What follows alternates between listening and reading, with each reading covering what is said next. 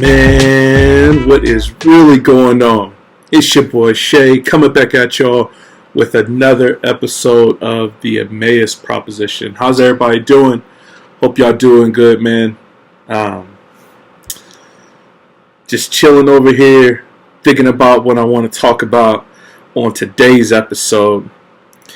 And y'all know, me and my wife, we are, ever since we've been together, man, we've been into like sci-fi and superhero movies and stuff like that, right? So, we went through all the Iron Mans back when they first came out. You know, Hulk, Incredible Hulk, all those, all the Spider-Mans and everything else. So, when Marvel finally got a plan together to just like put together a whole universe, man, we were jazzed and, you know, walked through Thor and Black Panther and Captain Marvel, all of them, bro. I want to say it was like what, it's like 20-some movies as we were going through it, and man, we've been fans of the Marvel Cinematic Universe up until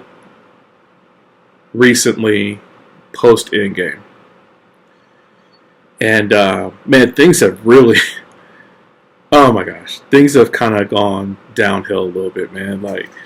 And so the idea that Marvel has all these characters that it can tap from is super exciting. Like, they could take the storyline absolutely anywhere. And, you know, we were excited for that.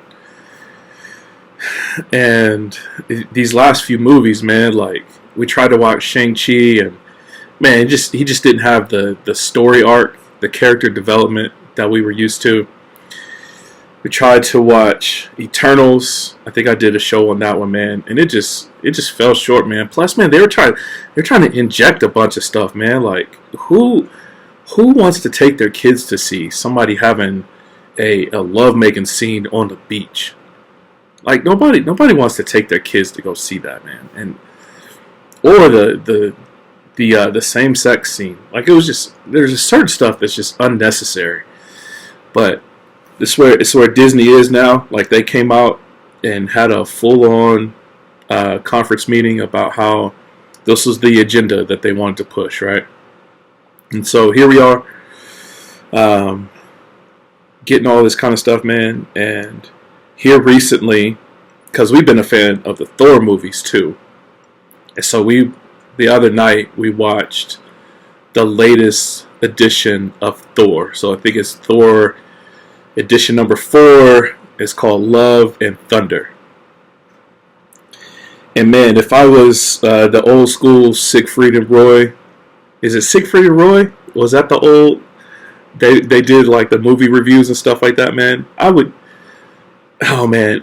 give it a thumbs down. Like, I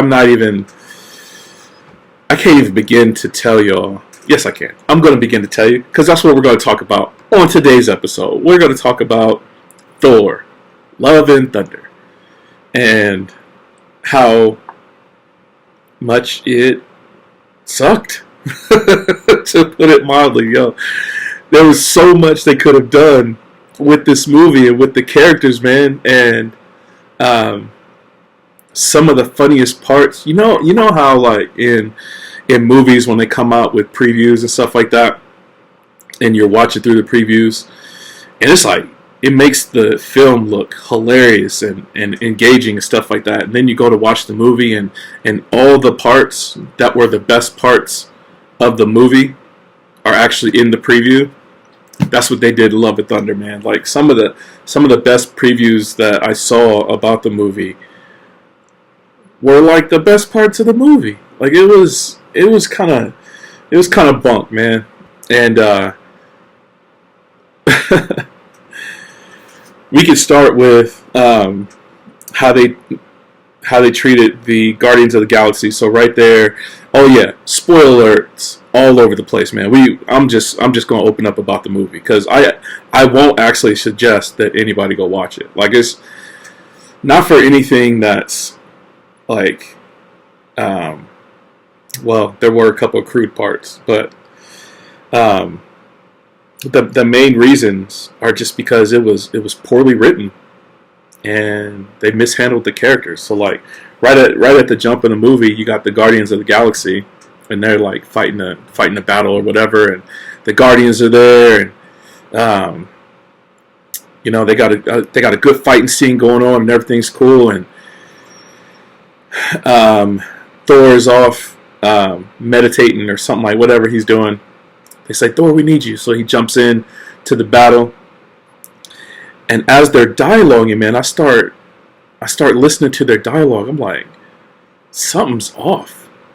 They don't sound right. Like, and it was crazy because whoever wrote their dialogue was like, it was the worst, man. Like it was so bad. Like it was like a telenovela.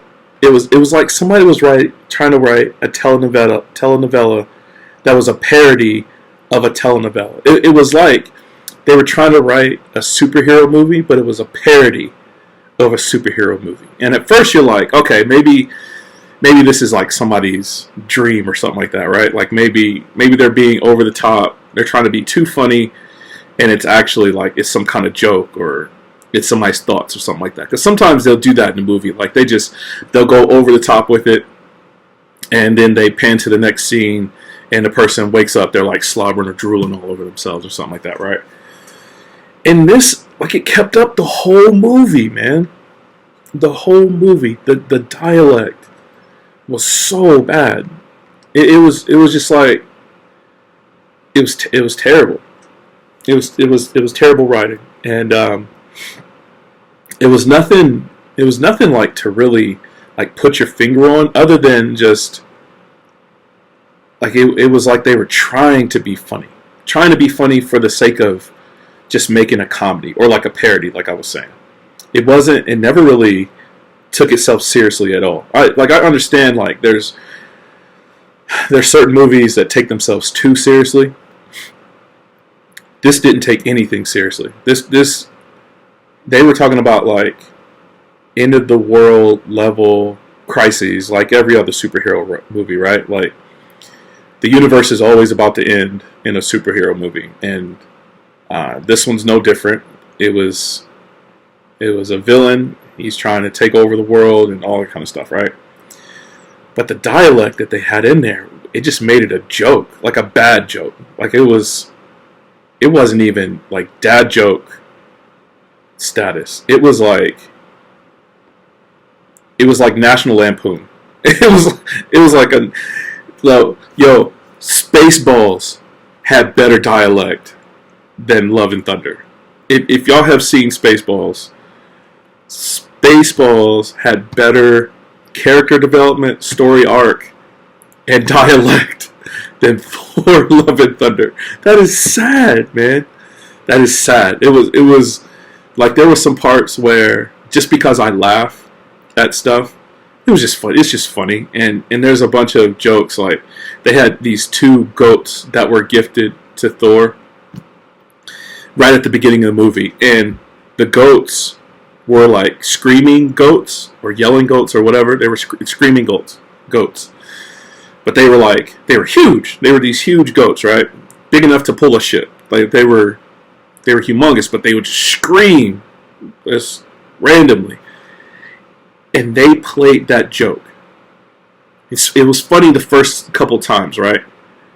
They played that joke the entire movie. The entire movie. It's like when like your kids come up to tell you a joke, and then they explain the joke to you, but then they tell the joke again and again and again and again. That was the goat joke throughout the whole movie, man. It was so bad, and it just kind of spits in the face of people that have been watching these movies for the last 20 years. Like we actually enjoy these movies, and Disney is just making it like a farce, man. It's making the whole thing a farce. I heard the same thing about She-Hulk. We haven't watched the series She-Hulk yet. But from what I hear, man, they got Megan Thee Stallion on there, teaching She-Hulk how to twerk. It's like a parody Ally McBeal, is what I heard. And come on, man. Like this stuff is not that it's serious. Like we watch it so that we can escape and get away from life and reality and stuff like that, right? But they're making it into a farce. It's just bad. Like I'm running out of words. I'm saying it's an absolute joke, is what it is. And so, Screaming Goats came through, and that was like, oh man, we got to get over this. And then, whatever your feelings about Mighty Thor, right? So they had Natalie Portman come back to reprise her role as, I forget her name, Jane or something like that. She came back to reprise her role, but she's got some kind of illness or something like that, and so she goes through some kind of way. She magically picks up the hammer, and up to this point in the movies, we're 3 movies in, the hammer has never spoken to Thor.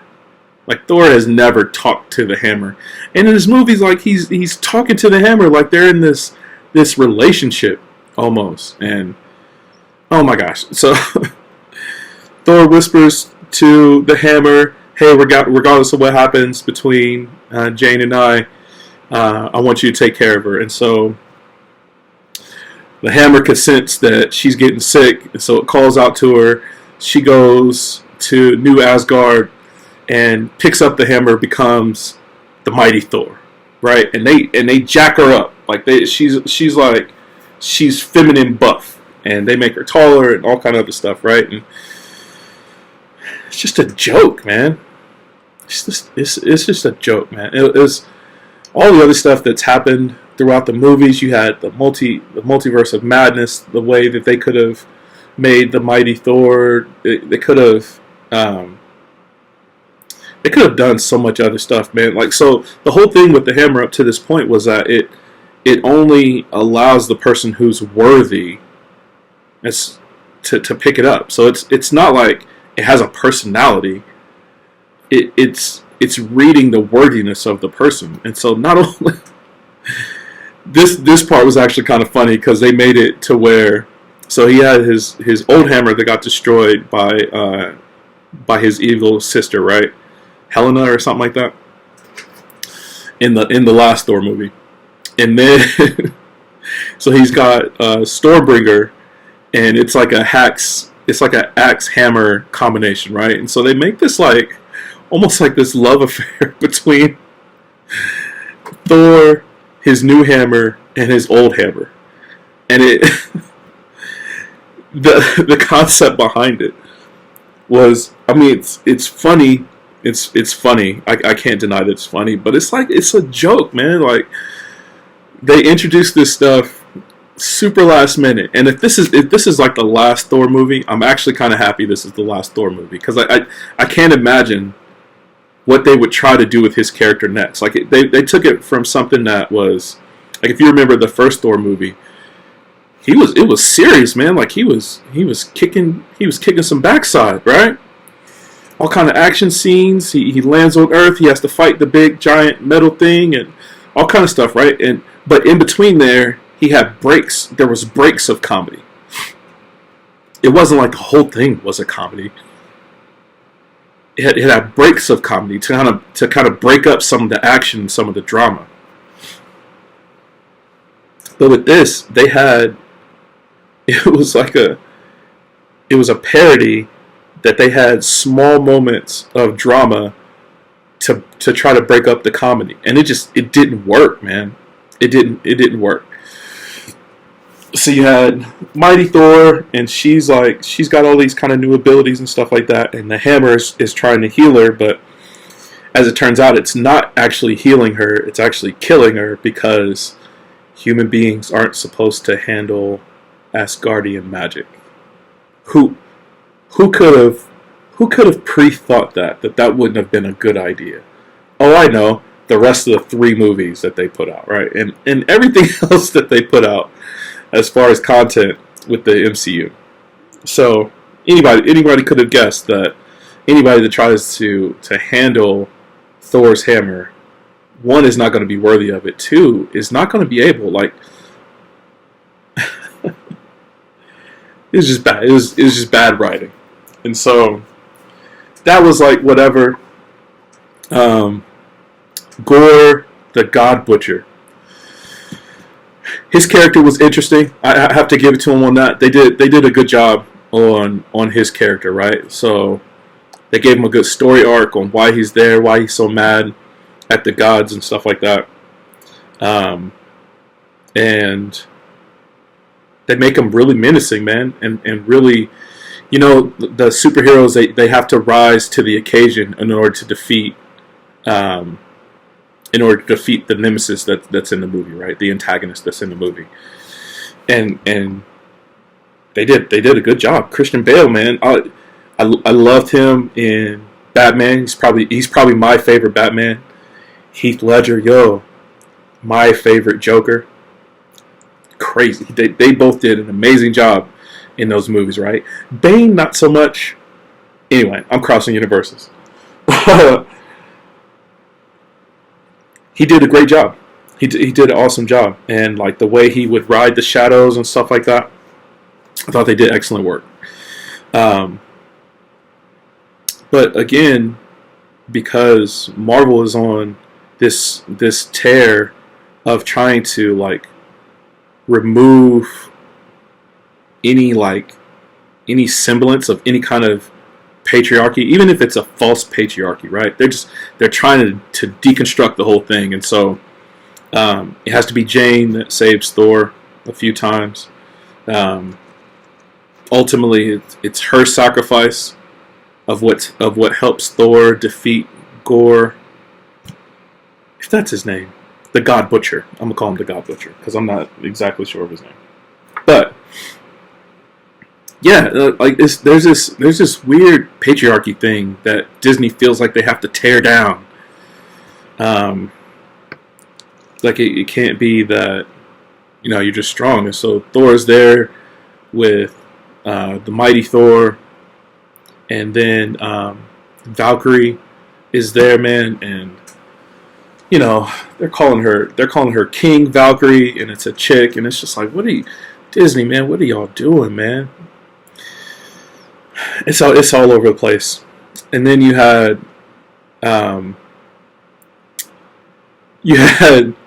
Russell Crowe as Zeus was in the movie, because I guess there's like this realm where all the pantheon of gods where they all exist from all over the world, right? All over the universe, not even just Earth, just like all over the universe. And it's all these pantheons of gods, and Zeus is the mightiest one, and he's doing tricks with his bolt of lightning and stuff like that, right? And Thor goes down, and he starts talking to him. Yo, why they strip Thor down to like bare booty naked? And it's so unnecessary, man. Like, again, kids are going to see this. This isn't like, it's not just adults that are watching this. These are kids that are watching this thing, man. Like, kids dress up as Thor for like Halloween, and they're grabbing like toy hammers made of foam, and they're hitting their little brothers over the head with it, man. Like, yes, there's a lot of adults that enjoy this content, but for the most part, man, like when stuff is accessible to kids, something like a Morbius. I get that is like rated R. It's a vampire. He's got blood all over the place, and it's bloody. He's chewing people. Like, that's obviously not for kids, right? Thor is not one of those movies, man. Like, for some reason, Disney has found it necessary to over-sexualize children, and I don't get it, man. I don't get it. And actually, like, it's one of the things that makes the Bible come alive. And it's one of the ways that, like, when the Bible says that it's living and breathing, it speaks to every generation. And we're in a generation right now where, man, the Bible is becoming more and more true. And so when it says that like false prophets have gone out into the earth, more and more, man, like this messaging that Disney and Star Wars and Marvel are pushing out, that sexuality is just as relative as anything else, and it doesn't matter. Man, that's a false message, man. And you can see it, like you can just see it ramping up. So they didn't put a bunch of gay stuff in there with Valkyrie. She did have some parts where it was like, come on, man, like you don't need to explore her sexuality. This is a superhero movie. Doesn't matter, right? They got bare booty naked Chris Hemsworth, who, by the way, he has his kids in the movie. His actual children in real life. His actual children are in the movie, and he's on set, bare booty naked. And I bucket nakeds. I don't understand, man. I guess it's out of control. The stuff they're doing, the stuff they're like trying to push the envelope for some reason, instead of just remaining true to Stan Lee and what he set out to do with putting together an MCU, man. And Stan Lee said it, like his primary character was Spider-Man, right? And Peter Parker, right off the bat, he was like, with great power comes great responsibility. And for some reason, Disney is not getting that, man. Like you cannot put stuff out and be reckless with your content. With great power, which they have, oh my goodness, Disney has the entertainment market cornered. With great power comes great responsibility, and they are failing, man. They're failing so many people. Not just failing on like trying to push the envelope, but just not even telling good stories, man. Not even telling good stories. So She-Hulk, I heard, is not doing that great, and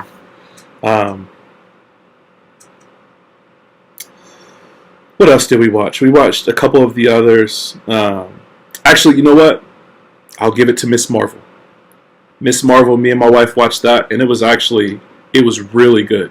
Like, the way they handled Kamala Khan, other than she is technically an Inhuman, but they made her powers more cosmic. That was weird. But you take what you can get after a while, right? But Disney is just, other than that, man, other than Miss Marvel, and it was like a history lesson watching Miss Marvel, man. It was really cool seeing like Indian culture and stuff. Other than that, it's just kind of like meh. I was looking forward to Moon Knight, meh. I was looking forward to Eternals, meh. I was looking forward to Thor. Big thumbs down. That was two raspberries. It was so bad. And so yeah, and again, the goat jokes throughout the whole movie. The only time that it was funny, the only time that it was like super funny, the goats, they're pulling this Asgardian ship or whatever, and what looks like they're approaching a moon. You know how like you see a moon on screen and the people actually have to like go down and land on the surface. on this, either because the ship was so big or because it was just the way they did it. They were like Rah! And just like crashed into the moon. That was the only time that the goat joke was funny. Other than that, man, it was just too much. They were trying to be too funny. They're trying to inject all of these different stupid things that don't need to be there. And Disney is ruining Marvel. And it's like a lamenting thing, because I actually really enjoy Marvel characters. And then on the other hand, it makes me excited because there are other content creators that are out there that are creating new content. They're not having to rely on DC and Marvel anymore.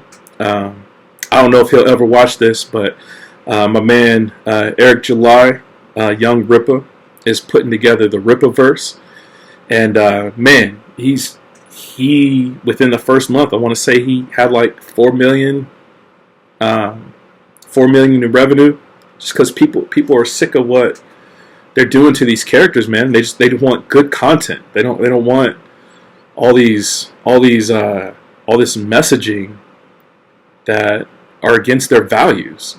Like we want to be able to enjoy a superhero movie or comic or some kind of entertainment without it being attached to somebody's nasty worldview. And so, if you want to go watch it, take caution. Definitely don't let your kids watch it. I wouldn't say let your kids watch it. Just because I don't, I got a daughter, man. I don't want to see like bare booty. I don't want to be sitting beside my kid and a bare booty jumps up on the screen, man. It's just not my favorite. It's not my favorite thought. And it's bad enough sitting beside my wife, and Chris Hemsworth is like, that dude got muscles out the wazoo, and so I got his bare booty up on the screen, and got my wife sitting there. I'm like, man, I need to do two more squats, a couple more lunges. Oh gosh. But yeah, man, Love and Thunder. It turns out he ends up adopting the God Butcher's daughter. Thor does, and so her code name is Love. His code name is Thunder, and that's how it got to the end of the movie, and that was the reason for the title of the movie, was Love and Thunder, and it was so cheese, man. It was just bad. Anywho, where I think this leads us to the road to Emmaus. It actually comes from the God Butcher, and this, as I was watching it, I was sitting there thinking, because they did a really good job explaining his story arc and why he wanted like all gods dead. Like he saw them as redundant, as not caring about people, and he had a force call out to him that was draining his life energy, but it fueled him to just executing any god that he could get his hand of, and his intent was to get to that realm where all the gods were, and just take all of them out, right? And as I was sitting there, the messaging that the movie put in there was the futility of God. Like it was trying to make it to where it was following in the steps of Friedrich Nietzsche, that was talking about how God is dead. And what Nietzsche was trying to do, he was trying to get people to adopt like this humanism, like we don't have need for the gods anymore. And the more we try to cling to our gods, it just comes off as superstitious, and people don't need to follow the gods anymore because of that old superstition. They actually just need to follow themselves and to build themselves up and to put forth their own efforts, not give glory to God, but give glory to themselves and raise up their own humanism, right? And I feel like this movie kind of expanded on that thought and didn't just try to put the Most High to death. It was trying to put to death like the concept of God, like not just God as a person, but like even the concept that there's a higher being. It tried to put that to death, because like Gore, when the movie first started, he was a devotee of his particular god from whatever planet he was from. And when he met this god, found out that he wasn't all that, and that was like, I feel like that was one of those things where, it was like almost like a slap in the face to any kind of Christian. The whole movie felt like it was a slap in the face to any kind of Christian value.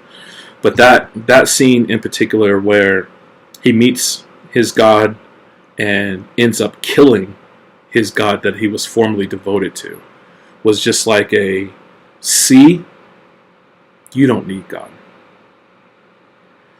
And that just kind of, it resonated with me in a way that was like, oh man, like this messaging is demonic, man. Like this messaging is, it kind of is trying to lean in to just absolute chaos. Here's the worst thing we can do as human beings. The worst thing we can do, and the Bible would call this person a fool. The worst thing we could do is say there is no God. It's the worst thing we could do for the human spirit, because at that point, man, reality itself starts to go out the window. Like everything begins to come undone. When we can say, and not the gods of like the imaginary gods that were up in the pantheon, right? Like I'm not talking about these man-made gods that people invented out of their own imagination, like Zeus and the Egyptian gods and all this other kind of stuff, right? I'm talking about like God that came in the flesh, that actually touched reality. Like he didn't remain an invisible God. He became visible. He's the Word incarnate. He came to walk a mile in our shoes, if you will. That person, the Bible says, like if you said that person doesn't exist, then you're a fool. Like Mr. T said, I pity the fool. I pity the fool, man. To watch this movie and for a person to walk away thinking, yes, I could put even the concept of God to death.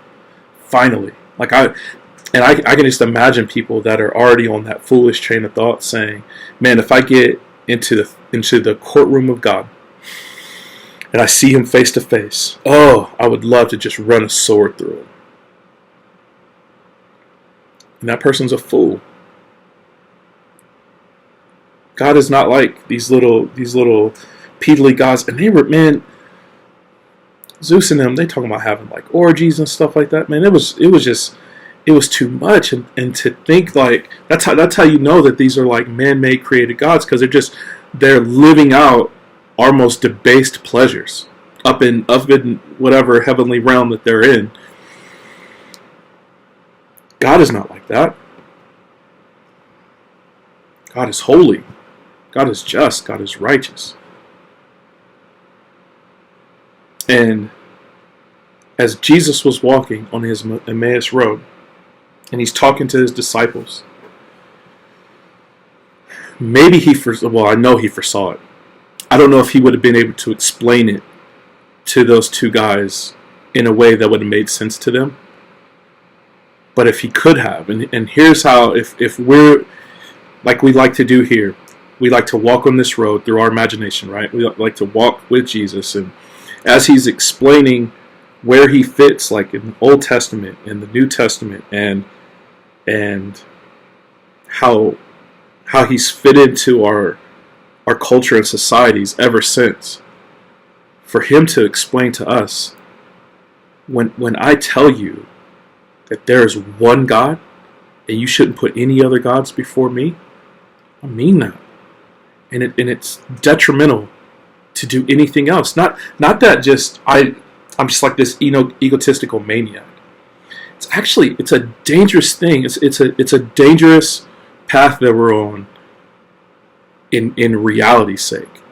If there is no God, like the alternative is chaos. Where up is actually inside out.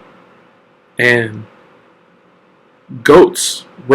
screaming goats run into planets. And men are women, and women are men, and people are animals. People can be lizards and furries, and it's absolute chaos. Like I don't even I don't even know where I don't even have the words to describe what a world without the justice and the righteousness of God. What kind of world that would be? It would be absolutely nuts. That's insane. Like, why would we even want something like that? Why would we want like a godless society? I was just watching the other day. I was watching the news. Actually, I was looking on YouTube, and somebody, I want to say they were in Illinois, and Illinois is introducing a new law where there's certain crimes that you can commit, to include like second-degree murder. There's certain crimes you can commit that if you can't afford a cash bail, they just let you out. They're calling it the Purge Law. And I've never seen that movie, man, but I know the concept of the purge, right? There's a time of the year where people are allowed to just go and live out their most debased nature, and nobody will be persecuted for that day. That's what chaos starts to look like, man, where justice no longer exists. Forget all this like rioting in the streets kind of calls for justice and stuff like that, man. In a godless society, there is no such thing as justice. So everybody just does what they want. It's complete, absolute anarchy. Absolute anarchy where even the concept of reality is challenged. It's chaos. In the beginning, when God made everything, and the Spirit of God is hovering over the face of the waters, He's taming chaos. In the flood, as God brings the flood, it's like a callback to the absolute chaos that existed before God put things in order. When Jesus is out on the water and there's a storm that overtakes the fishermen in the boat, and it talks about like the raging sea, right? It was a storm that none of them could handle. It's a callback to that chaos. And Jesus tells the storm, chill out. Be still. Jesus is in the business of taming chaos. And the more we say there is no God, the more we celebrate the fact that God, the concept of God is a joke. We can put it away willy-nilly and we can do better by ourselves. And matter of fact, let's just kill this concept of God altogether. The more we do that, the more we're teetering on the verge of chaos. And it's a suicidal thing for all of reality. For us to try to kill off the thing that's holding our atoms together. The thing that puts the most chaotic things in nature, He's the one who orders them. He's the one who keeps them from absolutely like ravaging it all. He's the one that tells the sea how far to come up and how far to go back out. He's the one that tempers the fact that we haven't had the volcano, the super volcano that's in Yellowstone. The fact that it hasn't erupted yet is only by the grace of God. Like hopefully people understand that. It's only because of the grace of God that the United States haven't been wiped off the map. And man, if something's going to take us out, it might be that Yellowstone. Old Faithful is out there like, I'm getting tired, y'all. That's going to take us out. Hurricanes could take us out. Yo, right now, here in Nevada, we got these fires that are going on over in California, but the smoke that's here, man, I was outside for like 2 minutes yesterday. I could already feel the smoke creeping into my chest. The poor air quality, when they tell you to stay inside, is probably like 100, 150, somewhere in there. The air quality right now, if we go outside and look right now, it's probably somewhere like around 500. Heat waves, avalanches, earthquakes. The only reason why nature hasn't wiped us off the face of the map is because of the grace and glory of God that is giving people an opportunity to come to Him and repent. That, my friends, I think is the conversation Jesus was having with His disciples on the road to Emmaus. The only reason God continues to be gracious toward us is because He's offering us an opportunity to come to Him in repentance. And so I'm not talking about living a sinless life. I don't think that's possible. I think incrementally we learn how to trust in Christ more and more. We learn how to look to the incarnate Word. We learn how to just trust and rely on God for the things that we need, and we honor Him. We don't make movies where even the concept of Him is a joke. And that's what this movie did. It made the concept of God a joke. From a movie critic standpoint, it was a parody movie that wasn't even a well done parody movie. One of my favorite movies of all time is Blazing Saddles, Spaceballs. Mel Brooks was kind of a genius to me, man. He could get away with stuff that we can't get away with these days. Those were comedies, but they actually they were also, they had a story behind them too, man. They had good storytelling behind it. So even though it was a joke, it was an absolute joke. Spaceballs was an absolute joke, man. But the jokes they did, they had intentionality behind them. Blazing Saddles was actually talking to a lot of social issues as it's making fun of them. Man, that's smart comedy. This was dumb comedy. It was farce. And many false prophets have gone out in the world. One of the main ones right now happens to be in control of 3 of the largest entertainment spheres that the world is known right now. And my call to everybody is be careful about what you ingest. Because false prophets, they don't do anything but lead you away from the presence of God. And that's what it feels like this entertainment sphere is trying to do right now. Man, I give a salute to the Rippaverse, man. I hope you do good over there, man. I'm praying for you, man. I'm praying that you are so successful that you start to put out movies. I pray that it influences other people. I think I said on here before that I want to get into making video games and stuff like that, because the world needs more things that honor Christ. It needs to temper some of this storm, man. People are wishing this storm upon themselves. And, man, it's coming. If the Christians that are still creative don't start to put forth their God-given ability to start to turn some of this tide, man, we need another Great Awakening, actually. We need round 3 of a Great Awakening. Because we're just living in a world, man. It's just evil. It's becoming more and more evil. And so, see it, don't go see it. That's up to you. I don't know how much longer I'm gonna be supporting these major studios that are putting out garbage like this. But we'll see, man. We'll see what happens. But that's my episode for today, man. I hope y'all doing good. Please make sure to like, share, subscribe if you're over on YouTube. If you're over and listening on the podcast, thank you so much for tuning in, man. Tell some folks about what we're doing over here, man. And y'all hit me up. I still want to get some people on here, talk through some stuff. And I'm over on Rumble.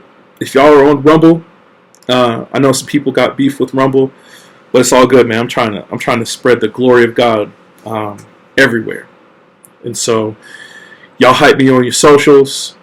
Hype me on whatever social contact you got, and we'll keep this thing moving to the glory of God. So, love y'all. Hope y'all doing well. Hit me up if you are.